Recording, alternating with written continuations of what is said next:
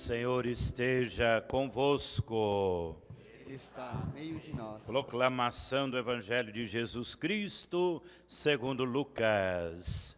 Glória a vós, Senhor. Naquele tempo, algumas pessoas comentavam a respeito do templo, que era enfeitado com belas pedras e com ofertas votivas. Jesus disse: vós admirais estas coisas? Dias virão em que não ficará pedra sobre pedra, tudo será destruído. Mas eles perguntaram: Mestre, quando acontecerá isto? E qual vai ser o sinal de que estas coisas estão para acontecer? Jesus respondeu: cuidado para não serdes enganados, porque muitos virão em meu nome dizendo: sou eu, ou ainda, o tempo está próximo. Não sigais esta gente. Quando ouvirdes falar de guerras e revoluções, não fiqueis apavorados. É preciso que estas coisas aconteçam primeiro, mas não será logo o fim. E Jesus continuou: um povo se levantará contra outro povo, um país atacará outro país. Haverá grandes terremotos, fomes e pestes em muitos lugares. Acontecerão coisas pavorosas e grandes sinais serão vistos no céu. Antes, porém, que estas coisas aconteçam, sereis presos e perseguidos, sereis entregues às sinagogas e postos na prisão, sereis levados diante de reis e governadores, por causa do meu nome. Esta será a ocasião em que testemunhareis a vossa fé. Fazei o firme propósito de não planejar com antecedência a própria defesa, porque eu vos darei palavras tão acertadas que nenhum dos inimigos vos poderá resistir ou rebater.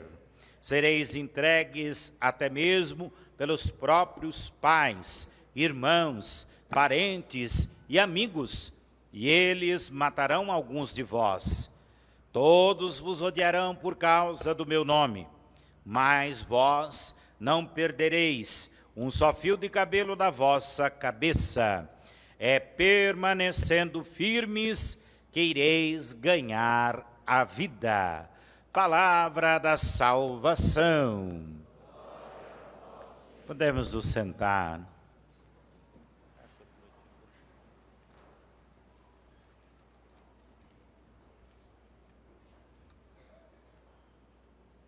Caríssimos irmãos e irmãs, celebramos o 33º domingo do tempo comum, no dia em que o Papa Francisco, por ocasião do ano da misericórdia, instaurou como dia do pobre, também no grande Congresso Nacional Eucarístico, que acontece em Recife. Aí atrás tem todas estas informações no folhetim, o 18º Congresso, que foi adiado 2 vezes em virtude da pandemia, e que agora acontece com um tema muito propício para este final de semana, para as leituras deste final de semana: pão em todas as mesas. E o lema tirado do Livro dos Apóstolos, 45-47, repartiam o pão com alegria e não havia necessitados entre eles. Está aí a receita para acabar com o mundo, para que Deus possa nos julgar. Não para acabar com o mundo que Ele criou, para ser para nós o paraíso, mas para acabar com o mundo da fome e da miséria, um mundo onde tantas pessoas não têm mais dignidade, um mundo onde alguns têm tanto que perderam a própria referência da fé, e com tanto que têm não são capazes de fazer nada. É preciso sim sermos julgados, para que com a força da Eucaristia sejamos salvos, absolvidos, inocentados. Esta é a proposta de Deus. Pela força da Eucaristia, ninguém precisa ficar sem pão. E para todos os que têm pão, não se esqueçam de que, se não participarem do banquete da Eucaristia, o pão de cada dia só enche a barriga e não faz o reino acontecer, ou principalmente a graça do céu ser oferecida como prêmio de uma vida de fé na terra. Então prestemos atenção nas nossas vidas e façamos estas duas principais perguntas. Qual é o valor que eu dou para o pão do céu, a Eucaristia? Qual é e como é o valor que eu dou para o pão que eu tenho todos os dias na minha mesa? Vamos começar com a reflexão do Evangelho de hoje. Por nós termos apenas mais uma semana do tempo comum, a semana que vem, e depois já vamos celebrar a festa de Cristo Rei, que marca o início do tempo do Advento. Então, o desfecho do Evangelho de Lucas, é claro, é o juízo final. Jesus passou 34 semanas nos ensinando quais são os valores do reino, quais devem ser os nossos compromissos com o reino. E agora é preciso saber se nós queremos, podemos, precisamos viver o reino, ou se nós estamos satisfeitos e estamos presos às consequências do pecado. Para quem quer viver o reino, a missão se refaz a cada dia, e quantas vezes for preciso, a Eucaristia é oferecida para a nossa salvação. O pão de cada dia nos é dado para que nós possamos trabalhar pelo reino, construir o reino. Para aqueles que não querem, então, de fato, é só esperar o fim do mundo, porque não há o que fazer. O fim do mundo é quando nós desistimos do Evangelho de Jesus, quando nós desistimos da verdade, da justiça, da esperança, do perdão e do amor. Aqui está Jesus no templo e as pessoas ficam maravilhadas, porque o templo de Jerusalém é muito enfeitado com pedras preciosas. E de vez em quando entra alguém que tem muito dinheiro e faz uma oferta generosa para impressionar os outros. Jesus diz: grande coisa, o templo vai ser destruído e tudo isso aqui vai desaparecer. Essas ofertas não servem de nada, porque é um dinheiro que vem da exploração, da ganância. É o dinheiro que é tirado daqueles que não têm nem o suficiente para sobreviver. Mas vocês querem saber quais são os sinais do fim do tempo? Então eu vou elencar para vocês. Antes do mundo acabar, virá muita gente em meu nome para os enganar. Quantas e quantas teorias, doutrinas, quantas e quantas ideologias usam o nome de Deus para legitimar força política, para legitimar força econômica, para legitimar esta ou aquela opção, por isso ou por aquilo. Depois, Jesus vai dizer: não é por causa disso que o fim está próximo. Não siga essa gente. Tem coisas piores que vão acontecer na vida de vocês: guerras e revoluções, um povo contra outro, um país contra outro.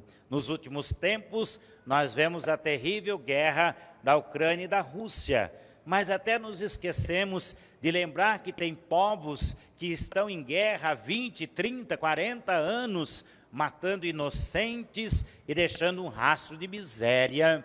Ali não há nem pão eucarístico do perdão e da fraternidade, da justiça e da paz, muito menos o pão de cada dia para matar a fome das crianças e daqueles e daquelas que são vítimas da guerra.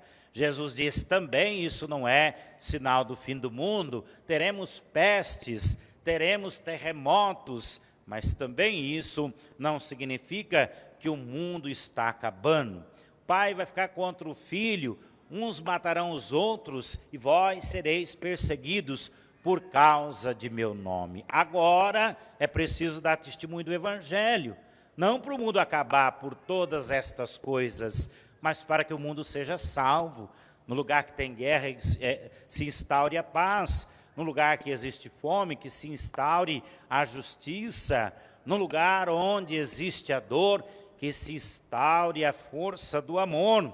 E continua Jesus dizendo: quem tem fé pode ficar tranquilo, até mesmo quem é carequinha, nenhum mal vai lhe acontecer, você não vai perder nenhum fio de cabelo da sua cabeça, ao contrário, se você ficar firme na fé, então irás ganhar a vida que começa aqui e só termina na eternidade, ou só se completa na eternidade. Por isso não há quem coma do pão eucarístico que possa concordar que ainda existem pessoas que não têm o que comer. E não é só o que comer na mesa, não tem o que se sustenta para ter o que comer na mesa, não tem trabalho, não tem educação para os filhos, não tem remédio para o parente doente, não tem casa para morar. E isso, eu repito, quantas vezes for preciso, não é comunismo ou qualquer outra coisa, é o Evangelho. Se nós comemos do pão que é farto nesta mesa, é para que não falte o pão para ninguém. Então é só dar comida para todo mundo, aí nós vamos inverter. Se o pobre não comer do pão eucarístico, não vai adiantar de nada, apenas encher a sua barriga, porque tem gente que se senta em mesas tão fartas, comem tanto, mas não são capazes de lutar, de trabalhar ou fazer qualquer coisa por aqueles que nada têm. Então a participação deve se completar. Aqueles que participam do banquete eucarístico também devem fazer do pão de cada dia um instrumento para que o reino aconteça. Porque cada um que come do pão eucarístico e que come do pão de cada dia tem uma missão, tem uma função, tem um lugar no mundo, na sociedade. E quando alguém que come do pão eucarístico e sabe da necessidade de quem não tem o pão de cada dia, ocupa um lugar importante, então as ações do reino se tornam mais visíveis.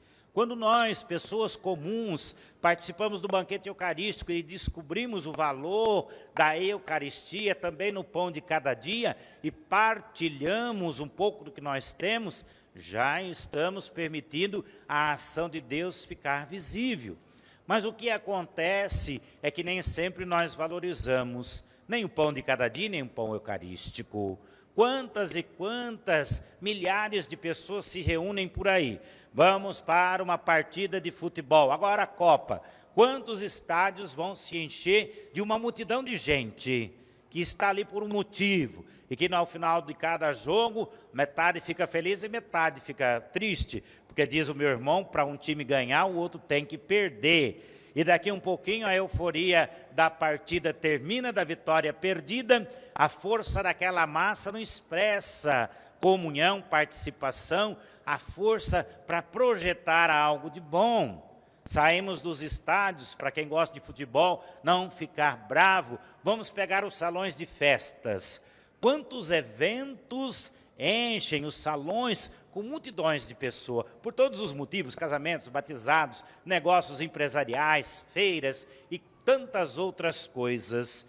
A maioria das vezes, quando tem comida, o que a gente faz é reclamar que não estava muito bom. Quando tem bebida demais, no outro dia fica com dor de cabeça. E todos esses salões se esvaziam e lá não se cria uma assembleia de comunhão, de participação, objetivo de colocar a força de todas aquelas pessoas reunidas em prol de alguma coisa. Vamos apelar, de vez em quando, nós vemos as manifestações, não só as últimas, disso ou daquilo, e elas enchem praças, avenidas, rodovias, e depois acaba que poucos são os frutos de toda essa força. E agora o pior de tudo, quantas igrejas se enchem? As católicas para celebrar a Eucaristia, as evangélicas para celebrarem a ceia do Senhor. Quantas e quantas igrejas se enchem tantas vezes? Cadê a força deste pão eucarístico? Cadê a força do Evangelho na vida de todas estas pessoas para que, saindo da igreja, possam fazer com que o reino de Deus tenha visibilidade? O mundo não está pronto nem para ser destruído. Nós não estamos prontos para sermos julgados, porque o mundo precisa ser completado, terminado. E o julgamento, para nós, deve ser o julgamento da salvação. Prestar atenção na primeira leitura, Malaquias, antes deste texto do juízo final, já dizia: para quem está na injustiça, fogo que queima e o castigo que condena, mas para o justo, o fogo do sol, que clareia, que faz um novo dia acontecer, que faz a vida florescer. Qual fogo que a gente vai querer para nós? Qual fogo que a gente quer para o mundo? O fogo que queima, condena? Ou o fogo da luz, o fogo que aquece, que ilumina e que faz a vida acontecer? Espero que é o fogo do sol que a gente queira. Espero que seja a salvação que vem nas asas de Deus sobre nós. Mas Jesus diz que não é fácil viver a fé, não é fácil construir o reino. Se nós estamos aqui ouvindo a palavra, recebendo a Eucaristia para salvar as nossas vidas, muita gente morreu por isso. Muita gente morreu, foi perseguido por causa do Evangelho. Por isso que nós lembramos na semana passada a vida de todos os santos e santas. Porque tem gente que não morreu, mas entregou a sua vida inteirinha por causa do reino de Deus. Então, as dificuldades que nós enfrentamos faz com que participemos do sacrifício de Cristo e faz com que sejamos dignos da salvação. Na segunda leitura, Paulo consegue trazer todos esses temas na carta que manda para os Tessalonicenses. Nas primeiras comunidades e no início do cristianismo, a ceia, a Eucaristia, era de fato um grande banquete. Quem aqui já recebeu visita em casa? Levanta a mão. Para passear, para almoçar, para jantar, para merendar, a gente prepara uma mesa farta, não é verdade? Se for mineiro, então, se vir 2 pessoas, tem comida para 20 e ainda sobra. Faça a conta de toda a comida que a gente já preparou para a visita. Se a gente repartisse para todo mundo, não dava só para matar a fome, não, ainda ia sobrar. Um menino deu para Jesus 5 pães e 7 peixes, e Jesus alimentou uma multidão de 5.000 homens. Vocês dão 1 quilo para os vicentinos e 30, 40 famílias por mês se alimentam. É assim que é a mesa do Senhor. É uma mesa abundante, não é uma mesa de miséria.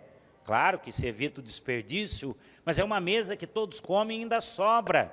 Aqui vocês veem que depois que nós comungamos, a âmbula vai para o sacrário. Eu sempre lembro, às vezes com a partícula dos doentes, mas com todas as outras daqueles que não vieram para o banquete.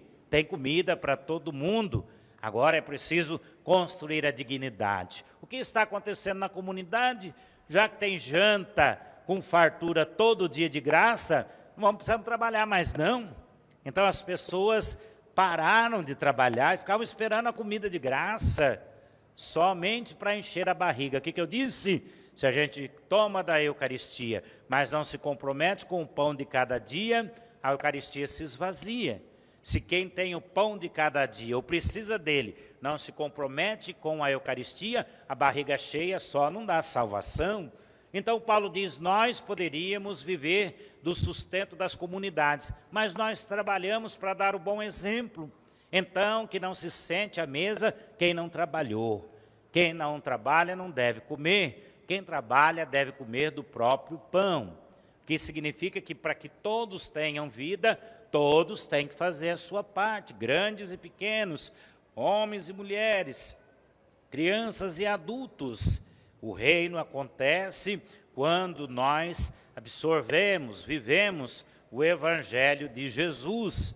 E nós trazemos nossa vida para Deus e levamos Deus para a nossa vida. Daqui um pouquinho nós vamos entrar com o pão e com o vinho, que a gente faz dentro do rito da missa, a procissão do ofertório, para lembrar que aquele pão é a expressão da nossa vida, do pão de cada dia. O padre reza, bendito sejais, Senhor Deus da vida, pelo pão que recebemos de vossa bondade, fruto da terra e do trabalho humano, que agora vai se tornar para nós pão da vida eterna. E depois com o cálice diz, bendito sejais, Senhor Deus do universo, pelo vinho que recebemos de vossa bondade, fruto da videira e do trabalho humano, que agora vos apresentamos e vai se tornar para nós vinho da salvação. Sem o trabalho humano não há reino de Deus e não há participação plena na Eucaristia.